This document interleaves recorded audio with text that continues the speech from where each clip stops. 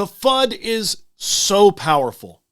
So powerful. And it's been working. We got to dissuade some of that before we shop. Today we'll cover how much range you need, EV shopping with new vehicles, EV shopping with used vehicles, the EV tax credit, both new and used, and how it works, and maybe a couple other nuggets. But let's get back to the FUD. At 19 minutes and 2 seconds in this video, how do you avoid ever waiting in line? Well, pull in, and if there's a line, leave. If I'm at 50% when I pull in, I can definitely get to another charger pretty much no matter where I am on Earth. There's at least another charger within 150 miles, or 100 miles for that matter. 150 miles, eh? I challenge you to come down here to Mississippi and see how that works out. I count 33 DC fast chargers in Mississippi, not counting Tesla. Let me know what city. I'll discover the DC charge radius for you. It'll be less than 100 miles no matter what, according to PlugShare. This is no longer a thing. Car dealerships exist. Level 2 chargers in case of emergency exist. There's no place in the lower 48 that you can't access with an EV in 2025. And I proved that pretty thoroughly with this video. With that said, how much range do you really need? Since we're shopping, we'll look at that. My 19-year-old son is the current driver of my 2017 Bolt. It has DC fast charging, but currently charges exclusively at home. He drives about 1,000 miles per month and never waits for the charger. For this little runabout, do you really need DC? Mostly not if it doesn't go more than 150 miles a day. Great little car. But how much do you drive during a day? A week, because you don't need to charge every day if you have a short commute. Now, not everyone has a driveway, but in 2022, 48% of Americans had off-street parking. That's all you need. A little ingenuity, some creativity, maybe a level 1 box installed, that's very cheap, and boom, you've got off-street charging. Now, that's not obviously 100% of people, but 48% is not the adoption rate currently. So there are a lot of people out there who don't have EVs who definitely could, and charging at home is not an excuse. And you certainly don't need level 2. I've got 7,000 miles on my Prologue, and I use level 1 unless I'm traveling. And I don't even turn up the amperage. Yes, it takes like 48 hours to go from 0 to 100, but I've never done that. Normally it's like 68 to 75, because those are the kind of trips that I take in my Prologue. So think about what type of traveling you do before you make an EV purchase decision, or completely write it off because you can't find a place to charge. And of course, having more range is more convenient, but we need to look at it at a kilowatt hours per dollar, maybe. I didn't invent that, I'm sure, but kilowatt hours per dollar. There you go. And when it comes to this, there are some deals. Also, 2025 is going to be a cool year for EV tax credits, as long as they stick around. There are some really cool names that made the list this year. First off, the F-150 Lightning now qualifies for the full $7,500 credit. And right there, we're talking about buying. But remember, the lease credit has no income requirements. So my high earners, just lease. You can still take advantage. And that's every EV, not just the ones on this list. Anything electric, you can always lease it for the $7,500 credit, at least until or if that goes away, which I addressed in this video, and this one for that matter. I did a podcast with Brian recently where I named the Ioniq 5N EV of the year, but my runner-up wasn't a car, it was the EV lease loophole. We also did Best EV Deal of the Year. Mine, of course, was the 2024 Model 3. So many features, so much range, so little price. My wife loves hers. If you have any questions about it, please feel free to ask down below. I'd be more than happy to answer them. And of course, check out the podcast I did with Brian for all his picks for 2024 and a lot more. So, high earners, remember, you can always lease any EV, but as far as purchasing, we've got the GM products here on top of the F-150 Lightning, the ZDX, the Lyriq, the upcoming Optiq, the Blazer EV, the Equinox EV, the Silverado EV. What's missing for GM? Well, that's the Sierra EV and the Hummer H1 line, the SUV and the truck. But do they cost less than $80,000 anyway? And finally, to round out GM, we have my vehicle, the Honda Prologue. If you also look, there's an electrified Genesis GV70 there. And that's a really big hint to the best news of 2025 when it comes to tax credits. The Ioniq 5, the EV6, the Ioniq 9, and the EV9 are all on the list this year. And I think that kind of ends my argument to ever buy an e-Niro or e-Kona. I would say used Ioniq 5 or new Ioniq 5. Since no matter what, you're getting a tax credit at this point, either leasing or buying. I'm very proud of Hyundai for switching their supply chain around and getting a little more domestic stuff going on in order to qualify. Definitely kudos to them. And those are great cars, by the way. Looking for something a little more ostentatious? Well, the 2025 tax credit list has you covered. A base model dual motor Cybertruck that's available right now will qualify at $79,990 for the EV tax credit. You can't tick any boxes, but if that's not exciting enough for you, well, the single motor looks like it might be released this year, or at least it's eligible for the tax credit in the event that they do it. That was my original Cybertruck reservation, and so far, at least Cybertruck-wise, Tesla has been under-ranged, over-delivered, that's units and number of features. There are definitely things on the Cybertruck that were not promised at time of launch, but of course also much overpriced. It's exciting to see the idea of a lower-priced Cybertruck coming to market. The next notable thing when it comes to the list of Teslas is the Model S is absent from this list. It's either because it's only going to be the Plaid or something else. The other most obvious thing about this list for 2025 is that the Volkswagen Group is completely absent. There are no Audis or Volkswagens on here at all. That is questionable, but remember, it is early in the year, and they may appear at a later time. I'm really hopeful they do. I don't understand if they don't. And let's bust some more FUD about EV pricing before we move on. I want an EV now, but it's the new Cadillac Optiq that's not out yet. If it doesn't come out before the tax credit ends, that will be a deal breaker because of the big depreciation on EVs. EVs don't do big depreciation. The depreciation calculation doesn't take the tax credit into account. Therefore, there's an extra $7,500 in depreciation that all EVs get that shows up like it happens because of demand or market factors. It's on the hood. If the MSRP isn't what people are paying, then the drop in value isn't real. If I pay $42,500 for a $50,000 Prologue, I can't go trade it in for $42,500.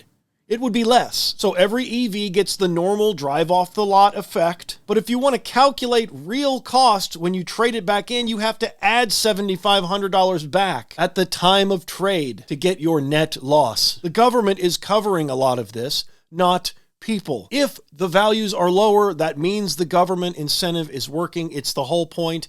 It's how you make adoption happen. You lower the price. And if you don't like the fact that people are getting EV credits or EV mandate or whatever your out of context, completely non-fact based argument is, just remember $20 billion a year comes from your pocket and goes from the US government to the oil companies every year. That's 20 billion. I'm using all the zeros for effect. And a banana. So that's $20 billion every year from your pocket since before you were born, which makes the EV mandate argument pretty tired at this point. If you want to be mad about my EV credit, remember, I subsidize the price of your gasoline every time I pay my taxes. The amount of profit the oil industry makes in one day is more than the amount of EV incentives that were paid out in 2024. What are you complaining about? You pay more per mile to drive it and fuel it. It stinks. It takes more maintenance. You pay every year when you file your taxes, plus there's no credit for driving one. Meanwhile, the discovery, the drilling, the extraction, the transportation, the refining, and the pumping, and the companies that do all that stuff are getting your money from your pocket every single day. And you're not getting anything. Why are you still driving one? I personally don't care if you want to drill, baby, drill, or whatever. We all need energy. But understand the oil industry gets subsidies that come from your pocket and you don't. But when you buy an EV, you do. Or lease. I don't want to leave that out. Moving on to used cars. You should definitely be looking at the used market right now if you're in the market for an EV at all. Why right now? Well, remember those two videos. But essentially, the $7,500 tax credit may be in jeopardy with the upcoming administration, depending on what they decide to go after first as far as policy and focus. And as of January 1st, 2025, all 2023 model year EVs are now 2 model years old, which means they qualify for the used EV tax credit, which means there are tons of 2023 models with super low mileage, and as long as they're priced under $25,000 and you make less than $150,000 per year yourself, you just got a $4,000 discount. But remember, they have to be priced under $25K. Let me show you. It's got to be $25,000 or less, and then it's a 30% credit unless it's more than $4,000. Then it's $4,000. The price has to be dealer-imposed costs or fees not required by law. Add-ons, extras, that all counts toward the price, but taxes and state registration fees do not. It's got to be 2 model years old. No other buyer after 2022. That's your single owner clause. Less than 14,000 pounds, got to have a battery, and for use in the United States. What about you, the person? $150,000 married, filing jointly, $112,500, head of household, $75,000 for all other filers. Your income's got to be under that. For the used market, I'm not going to waste your time. I'm just going to show you what I did to find each of these vehicles. And while I show you, I'll disclose that this is exactly how I found my 2017 Bolt buyback. I'll also acknowledge that there are cheaper examples out there than the ones I will find and call the cheapest. These are units you can trust mostly. Imagine walking onto the dealership lot and walking away from vehicles saying, you know what, there's something about this one I don't like, or I don't know if I trust it. You know, you see something, an imperfection somewhere. You know, you see a little too much curb rash. Sometimes you walk away because what else was that driver doing?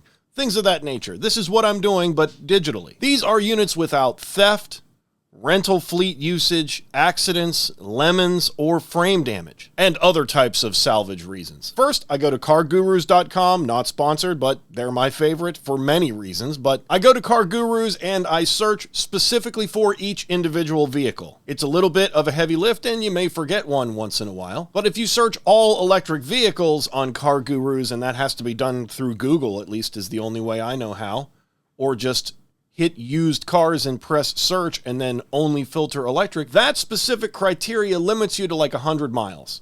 And I don't know why, but probably because they want you to individually search for each car and spend more time on the site. Either way, I look up each car individually. Then I filter to 500 miles. 500 miles is far enough away to generate a massive amount of search results and kind of normalize the pricing as far as the market, but not too far to go and get it to drive it back. So it gives you the option to go and see it in person before you pick it up, as opposed to being forced to ship it. And for me, it also eliminates Colorado and California, which usually have prices that are absolutely impossible for someone with no state incentives, like me. But 500 miles does include New Jersey, New York, Philadelphia, the DC area, North Carolina, in fact, Atlanta even. So I've got a pretty good example of what's going on. Inside, outside rust belts, hurricane areas, flood zones. I got a little bit of everything. And remember, we're filtering those out anyway. In fact, let's do that. The next thing I do is I go down and click every single box here, including single owner, and I can explain that. Number one, there's a high likelihood that a single owner car will be eligible for a used EV tax credit. It can only be taken one time per vehicle. So the fewer times it's been owned, the less likely it is to have gotten this credit already and be ineligible at that point. And also, a single owner knows that they're under warranty and will likely have had warranty work performed in the event that it needed to be. What was the Doug DeMuro article? The most dangerous enthusiast car owner is the third. It's kind of that. But we have to be more specific here because we are looking to grab this used EV tax credit if possible. And I feel like the other boxes here just explain themselves. You don't want any of this stuff. And in the event that you are okay buying one in that realm, you're not inside the market value. You're trying to go under the market value. We're staying in a market value here. And now you've got a filtered list of results for a single-owned, worry-free, based on incident vehicle. And I'll answer all your questions about my Chevrolet Bolt in an upcoming video, which I'll put here once I produce it. But at the end of the day, I didn't buy the cheapest Bolt I could find with this number of miles. Remember, the number of miles I got was like 4,600, I think, or 4,500 was what it was listed at. So it's an extremely low mileage vehicle. But from these search results, in this criteria, at the time I purchased my Bolt within 500 miles of me, I bought the cheapest one. I bought the lowest priced vehicle, single owner, ticked all the boxes, which is why I ended up with a 2017 base model.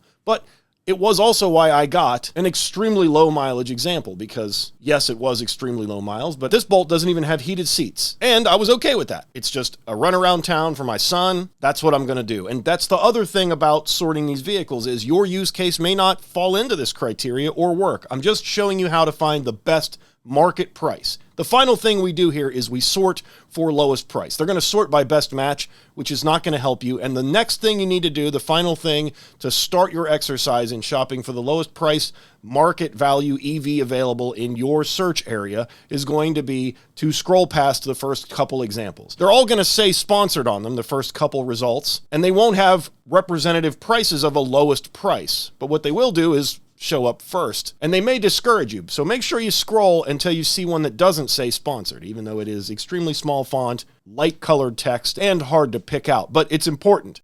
Once you get past that, you'll find the lowest priced vehicle on Car Gurus for your type of vehicle. Now, the next thing you want to think about is powertrain. And when I show you my list, I only picked an all-wheel drive powertrain if that vehicle was available in an all-wheel drive powertrain. No offense to rear-wheel drive, front-wheel drive vehicles. It's just that most parts of the country, people are going to want an all-wheel drive if it's available. And with that, let's go through the list. All right, I did my best to sort them by category, and if I missed any, it's because I couldn't find a good example or I just plumb forgot about it. We're going to start with the budget category. 2021 Hyundai Kona EV, $14,000, $35,000 on the clock. 2014 BMW i3, $69,990, it's $98,000 on the clock. 2013 Leaf, $39,999, $55,000 on the clock. 2020 Bolt EV, $143,000 on the clock, $8,100. 2022 Mini Cooper SE, $16,000 on the clock, $16,000. 2020 Nero EV,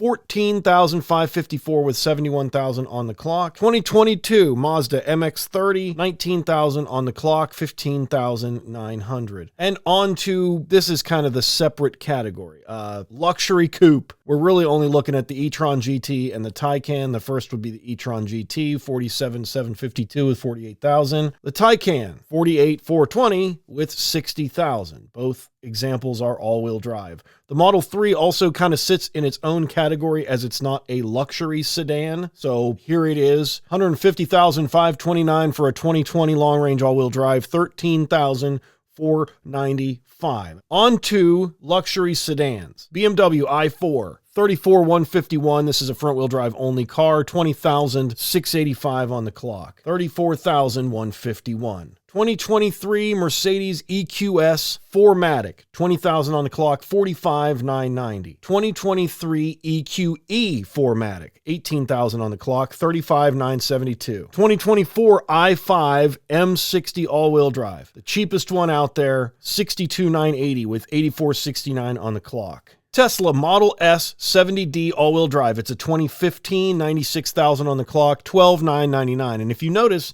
it says right there, the IRS EV tax rebate is applied to this price already. So we know that one's getting the credit. And this is a point I should address.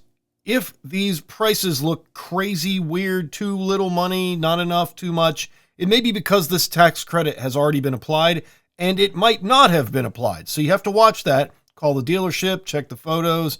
You never know whether or not anything under $25,000's already had this credit taken off.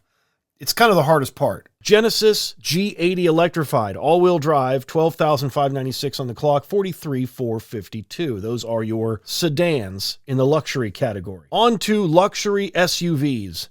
And we'll stack these two right beside each other since they're the only three rows I could find examples of. 2017 Model X, 75D all-wheel drive, 67,000 miles, $20,980. 2024 Kia EV9 Wind all-wheel drive, $22,415 on the clock, $44,494. And on to your two-row luxury SUVs. 2022 Q4 e-tron, $64,000 on the clock, $25,700. 2022 iX all-wheel drive, $52,000 on the clock, $42,675. 2024 Cadillac Lyriq Luxury 1 all-wheel drive, $12,000 on the clock, $40,999. 2023 Genesis GV70 electrified all-wheel drive, $12,000 on the clock, $44,010.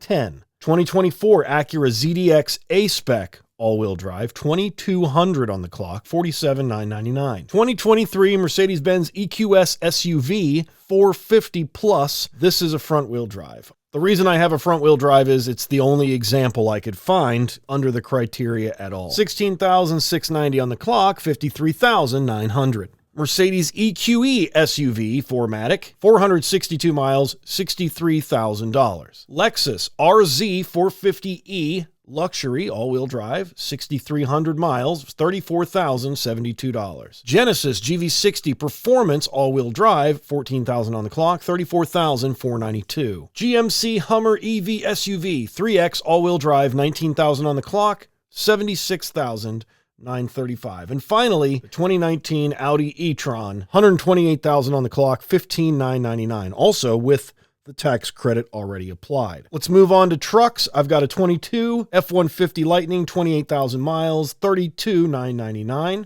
Looks like it's an XLT. 2024 Silverado EV. It's a used one, but it's the RST. 4,200 on the clock, $84,569. 2024 Cybertruck, all-wheel drive, 7,700 miles, $84,000. 22 Hummer EV pickup, 35,000 on the clock, $69,000. And that rounds out the trucks. And then obviously we have the biggest category, which is the electric SUV. Once again, if I left it out, it's because I couldn't find anything that fit the criteria. For example, I left out the Chevy Equinox EV. It's so new, just go get a new one. That said, 2021 Mustang Mach-E Select all-wheel drive, 100,000 miles, $18,980. 2024 Blazer EV, no mileage listed, $27,980. 2023 Nissan Ariya E4 Orse all-wheel drive, 21,000 on the clock, $20,590. I say E4 Orse as a joke, but the reason I say that is because there are like 11 trims on this car.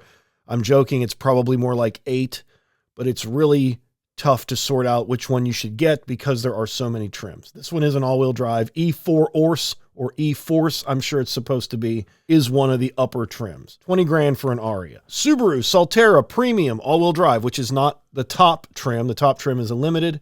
14,000 on the clock, 19,100. Tesla Model Y 2020 long-range all-wheel drive, 100,000 on the clock, 19,500 bucks. These are a dime a dozen at this price. 2022 ID4 Pro all-wheel drive, 23,000 on the clock, 19,990. 2023 BZ4X from Toyota. This is a top trim. It's a limited all-wheel drive, 40,000 on the clock, 22,495. Kia EV6 Wind all-wheel drive, 2022, 75,000 on the clock, 20,995. 2022 Hyundai Ioniq 5 SEL all-wheel drive, 41,000 on the clock, 23,795. And of course, the Honda Prologue. This is a touring all-wheel drive. It's the exact same spec I have all the way down to the color. 16,426 on the clock, 30,770. And there's your lowest price, single owner, no blemish, all-wheel drive if possible, used EV market, 500 miles from me. EV videos are a dime a dozen nowadays, and my goal is only when it's relevant to offer some personal experience, even if it's awkward to share, to try to help you decide as a consumer what your choice should be based on everything you might be able to find out. I'm trying to set myself apart quality-wise, and if I'm doing so, hit subscribe, hit like, anything you can do, sharing it especially, if this video is valuable, supports me and future videos. So thank you in advance for that. Final thought in the vein of quality. What about travel? The interstate system in the United States is a miracle, but the places between the places we go have interesting things to see. Ever watch an old Top Gear road trip video? Only about half the time they're in the cars. The rest of the time they're doing interesting things. We can join them in this sentiment. I toured a Civil War house in Gettysburg. I visited the hot springs in Berkeley Springs, West Virginia. And in my Bolt road trip video, I discovered that my hometown best cheesesteak in town place, called Jersey's Subs, here's a picture of Jersey's Subs saying they have the best cheesesteaks in town, which I totally agree with, but that Jersey's might not be New Jersey. It might be Jersey Shore,